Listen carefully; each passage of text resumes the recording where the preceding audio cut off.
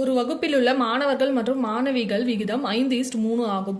ஒரு தேர்வில் 16% மாணவர்களும் 8% மாணவிகளும் தேர்ச்சி பெறவில்லை எனில் தேர்ச்சி பெற்ற மாணவ மாணவிகளின் சதவீதத்தை கேட்டிருக்காங்க. பாய்ஸ் கேர்ள்ஸ் ரேஷியோ எவ்வளோன்னு கொடுத்துருக்காங்க, 5:3 கொடுத்துருக்காங்க. இவங்களுடைய எண்ணிக்கை எவ்வளோ நமக்கு தெரியாது, அதனால இது 5x 3xன்னு எடுத்துப்போம். எக்ஸோட வேல்யூ 100 நாமளா அசியூம் பண்ணிப்போம். அப்போ எவ்வளோ வரும், 500 வரும். 500 பாய்ஸ், 300 கேர்ள்ஸ். அப்போ மொத்த ஸ்டூடெண்ட்ஸ் எவ்வளோ, 800. ஒரு எக்ஸாம்ல வந்து 16% வந்து ஃபெயிலாம் பாய்ஸ்ல. அப்போ எத்தனை சதவீதம் பாஸ் பண்ணியிருப்பாங்க பாய்ஸ்லன்னா, 100ல 16 மைனஸ் பண்ணா என்ன வரும், 84% பாஸ் பண்ணியிருப்பாங்க பாய்ஸ்ல. கேர்ள்ஸ்ல வந்து 8% ஃபெயில். அப்போ எத்தனை சதவீதம் பாஸ் பண்ணியிருப்பாங்க, பாஸ் பண்ண ஸ்டூடெண்ட்ஸோட சதவீதம் வந்து 100 மைனஸ் 8 வந்து 92%. நெக்ஸ்ட் இப்போ இந்த 84%ல இப்போ இது எத்தனை மாணவர்கள் நம்ம கண்டுபிடிக்கணும்.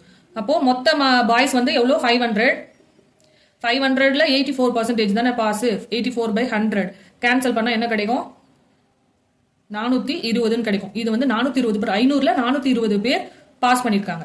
அதே மாதிரி கேர்ள்ஸ்ல 300ல 92%, 92/100 கேன்சல் பண்ணா என்ன கிடைக்கும், 276. 300 மாணவிகள்ல 276 கேர்ள்ஸ் வந்து பாஸ் பண்ணிருக்காங்க. அப்போ 420 + 276 ஆட் பண்ணா நமக்கு என்ன கிடைக்கும்.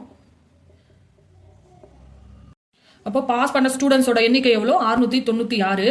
இப்போ இதுக்கு தான் பர்சன்டேஜ் கேட்டிருக்காங்க. பாஸ் ஆன ஸ்டூடெண்ட்ஸோட பர்சன்டேஜ் தானே கேட்டிருக்காங்க. டிவைடட் பை மொத்த ஸ்டூடெண்ட்ஸ் எத்தனை பேர், 800 பேரா. அப்போ 800 × 100 சதவீதம்னால 100. இது கேன்சல் பண்ணால் என்ன கிடைக்கும், 8 8 64 மீதி 5 8 7 56. அப்போ 87%, 87% மாணவர்கள் வந்து தேர்ச்சி பெற்றிருக்காங்க.